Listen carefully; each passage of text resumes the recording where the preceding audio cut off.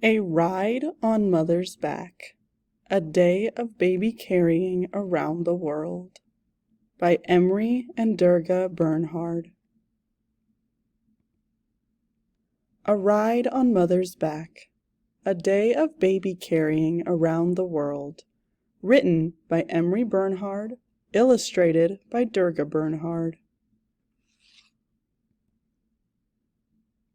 All around the world, babies love to be held close, and parents everywhere need their hands free to work and play. Lifted and carried by someone who cares, young children ride into the day. How do different peoples carry their babies? What is it like to ride on mother's back? It is a chilly dawn in the mountains of Guatemala. Smoke from the fire hangs in the air, curling up into the blackened thatch roof of the hut. Newborn Rosa snuggles in the folds of the shawl tied around her mother. She rides safe and warm, close to her mother's body. Rosa nurses and sleeps, nurses and sleeps. Pat, pat, pat. Rosa is rocked in the shawl as her mother pats corn dough and presses it into flat, round cakes. The fire crackles under the clay griddle, and one by one the tortillas puff up. Rosa hears her father and brothers talking while they sharpen their axes and hoes. They kiss Rosa's soft hair and say goodbye before starting their day of work.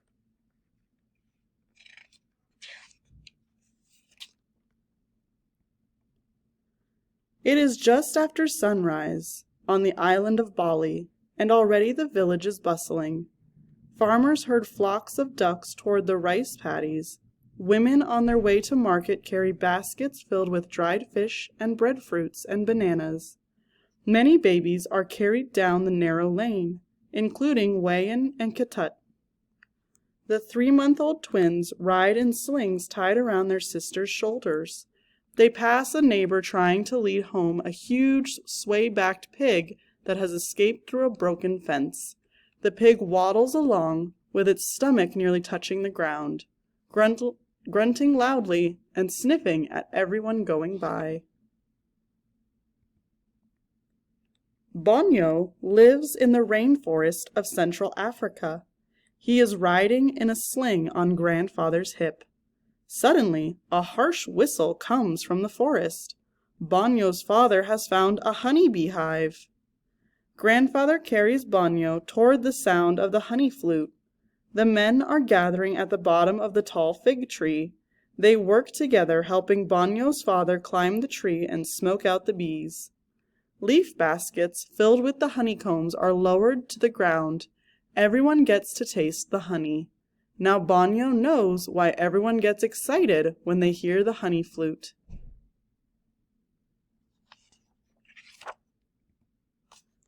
Zuhur rides in a cloth wrapped knotted around his busy big sister. He watches while his sister and mother take down their tent and load their belongings onto a camel. The camel crouches down and waits, slowly chewing a mouthful of hay. Because the animals have eaten almost all the grass nearby, it is time for Zuhur's tribe to move on to the next pasture in the Sahara. Zuhur sees the older children racing donkeys across the oasis.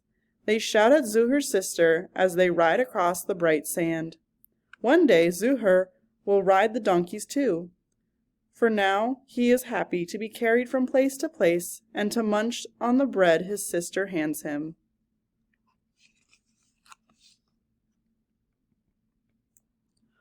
On a frozen inlet in the Canadian far north, baby Pagali nestles inside the large hood of her mother's parka. Her mother chops a hole in the ice with a long pole, and the Palagi giggles as she is bounced up and down. She peers over her mother's shoulder when her mother kneels down and points at the dark shapes moving in the water. Pelagi's mother waits patiently for a tug on her baited line while Pelagi watches their husky puppy noisy about in the snow. The puppy bounds over and licks her face. A frigid wind whips over the low ridges, but mother and child are warm inside their caribou skin clothing. It is midday near the coast of West Africa. Tumani's mother returns from the well with Tumani tied onto her back and a heavy bowl of water balanced on her head. Lulled by his mother's steady gait and soft humming, Tumani has fallen asleep. Splash! Tumani opens his eyes in time to see a stream of water pouring into a tall jar set in the shade of a mango tree. The air is heavy with dust and the sun is strong. Mother unties the bright cloth wrap. It is time for Tumani to play with the other children while the women of the village rest under the old tree. Tumani begins to clap along with a circle of girls who are clapping and singing in the shade.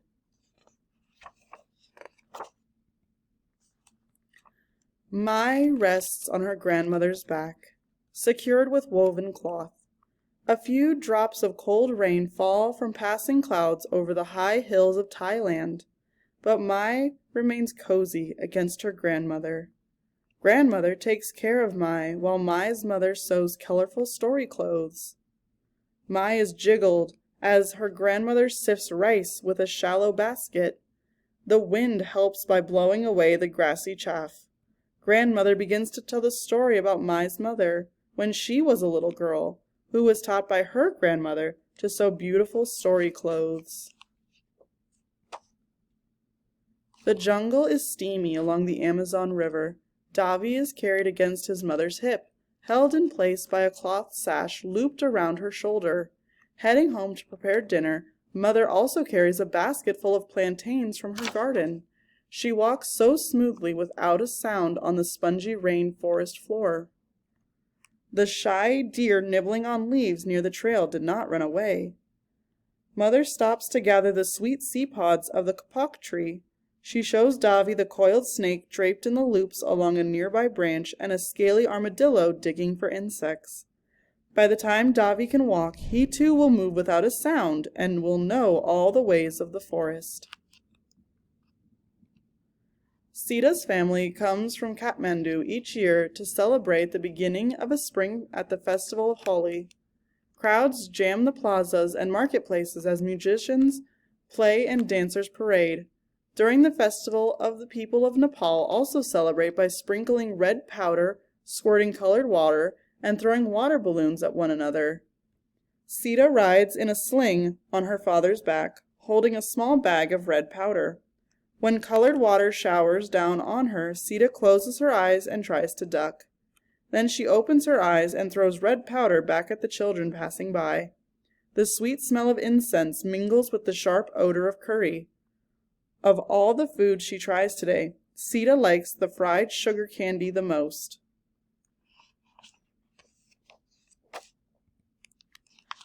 It is hot in the highlands of Papua New Guinea. Gogomo sways in the cool net bag that hangs from his mother's head. Near the river, Mother stops to gather firewood in a large net bag. She hears splashing and shouting. Men from the village are spearing fish, while children search among the rocks for tadpoles. Gogomo's mother loops the handle of the larger net bag over her head. Carrying Gogomo in front and the firewood on her back, she is ready to go home. Thunder rumbles in the distance. Soon it will begin to rain. Gogomo is hungry, but he must wait until he and his mother reach the shelter of their small hut. Then he can nestle in his mother's arms and nurse. High in the Andes Mountains of South America, Juanita rides in a warm woolen shawl tied around her mother's strong shoulders. From far away, on the thin, cold air, comes the sound of sheep bleating and hooves clattering on rocks. The sun is setting. Juanita's mother picks up a lamb that needs help keeping up with the herd. Juanita reaches to pet the lamb's woolly head. She watches the way her brother moves among the sheep, herding them closer to home. Juanita's brother plays a song on his flute and she hums along. Someday, Juanita will herd the sheep and sing the songs she learned while riding on her mother's back. Families carry their babies all through the day, while planting and harvesting, tending and gathering, cooking and playing. Snuggled and cuddled, jiggled and bounced, bundled and rocked, babies discover the world they live in. And when evening comes, and children are carried to bed in loving arms, their dreams will carry them through the night, until a new day begins.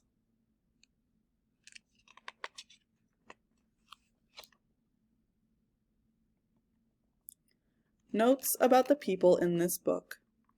For thousands of years, people around the world have carried their babies in animal skins, cloth slings, and woven wraps. Today, mothers often carry their nursing infants in fabric slings made with buckles and loops, or pack their toddlers in backpacks with metal frames. Babies learn about the world by being carried around in it, and we can learn about a culture by finding out how its people carry their babies. Here is some more information about the people in this book and where and how they live. In ancient times, Rocha's people, the Maya, established a great empire that stretched through much of Central America. They now live in farming communities organized around central villages in the highlands of Guatemala and Mexico. Many of the men work the land, often using simple tools like hoes or digging sticks. Corn, beans, and squash, which are staples of the Mayan diet, have been cultivated in Central America for at least 5,000 years. Mayan women cook, clean, and weave clothing with elaborate designs. When they are about 7 years old, boys may begin learning to farm by helping in the fields using small hoes. Young girls are busy making tortillas, fetching water and firewood, caring for pigs and chickens, leading the sheep to graze, and practicing weaving on potable looms. Wayan and Ketut live on the island of Bali, which is part of Indonesia. As 3-month-old babies, the twins have never been put down on the ground. The Balinese believe that babies were born pure and close to heaven, and that babies' feet should not touch the earth until they're 105 days old. At that age, babies are given a ceremonial welcome and finally allowed to play on the ground. Balinese men farm and maintain village buildings and temples. Women help farm, keep house, and run the markets. Both men and women are involved in the creation of art and crafts, and in rituals that include elaborate dance, costumes, and music. The children of Bali love to fly kites. The islanders build handmade kites of many fanciful designs, some of them hundreds of feet long. Kite festivals are often held along the breezy beaches. Borneo's people, the Mbudi, are one of the about 10 groups of nomadic people of Central Africa. They move their homes from place to place in the rainforest, searching for animals to hunt and beehives to raid for honey. The Mbudi, who are now once the Pygmies, live in sapling and leaf huts in small camps that are relocated approximately every month or when food is scarce.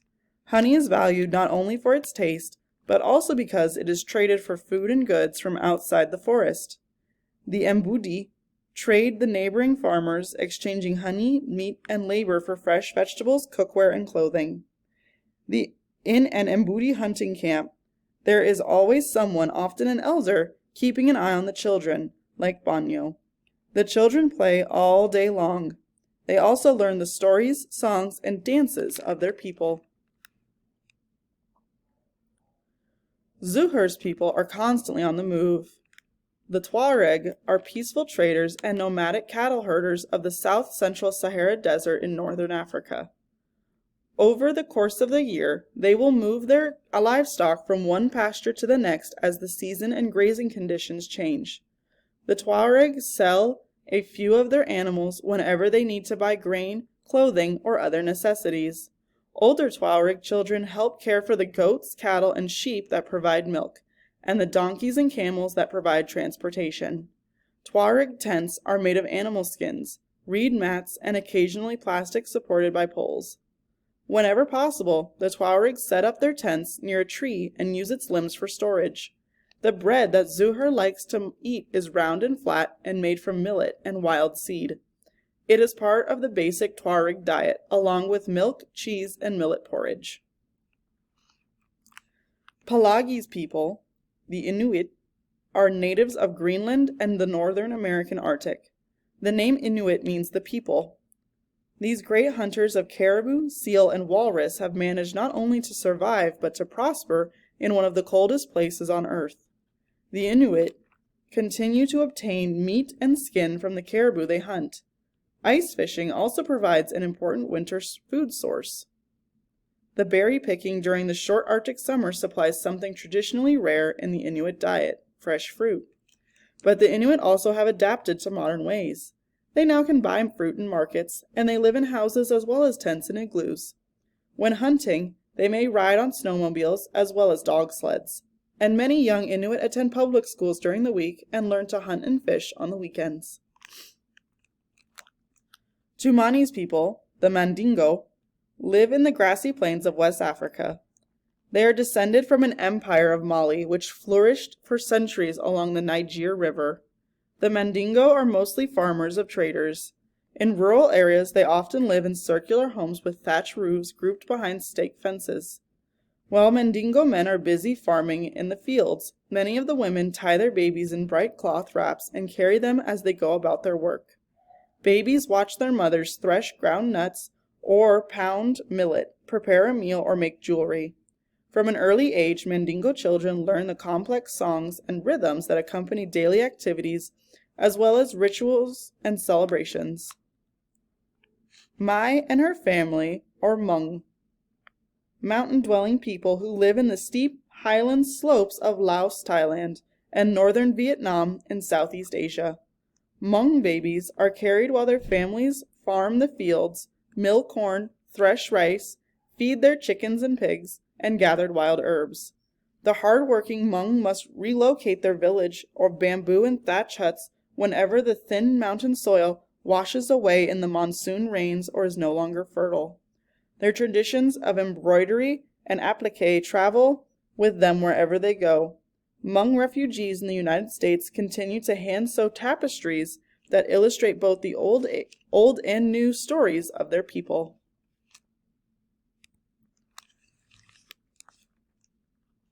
Davi's people are the Yanomama. They live in the Amazon rainforest of Venezuela and northern Brazil in South America. The Yanomama clear patches of the forest where they build large circular huts using leaves, vines, and wood.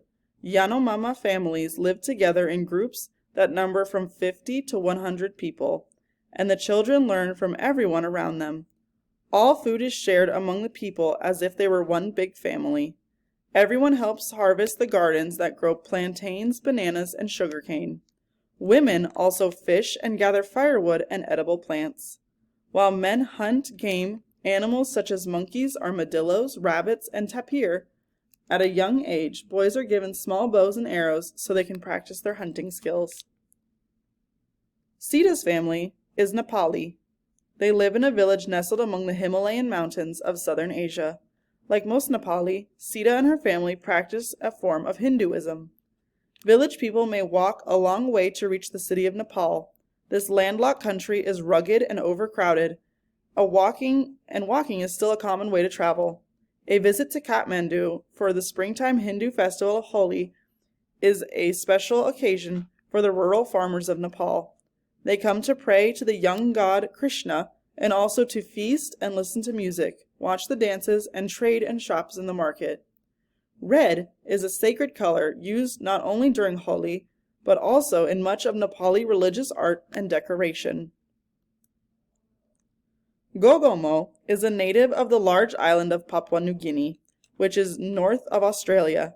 Many Papuans still live in simple thatched stilt houses in villages in the rainforests. They garden, catch fish, hunt large birds, and gather wild fruits, nuts, and vegetables. They also raise pigs for ceremonial feasts. In many villages, men and women still live in separate houses. Young boys like Gogomo live with their mothers and sisters. The Papuans are known around the world for their carvings and masks. Each village has its own style of carving. Another important craft is weaving. Papuans weave dried leaves and grass to make house walls, sleeping mats, and baskets. The net bag that Gogomo is carried in is woven with string made from the inner bark of trees. Juanita's family are Quichua. descendants from the Inca Empire, a Southern American civilization that thrived centuries ago. Most Quechua-speaking Indians now live in the Andes Mountains of Peru and Bolivia, where they farm the steep, rocky land. Their small 1, 2, or 3 homes are made with mud, stone, or brick with roofs of grass, tile, or metal sheets. The Quechua depend on their small herds of sheep for wool and meat. The Quechua make beautiful folk art quilts, as well as richly colored woven shawls and ponchos, knit hats and sweaters. The haunting music of their flutes, drums, and stringed instruments also becomes famous and is one of the highlights of the annual carnival celebration in the Andes.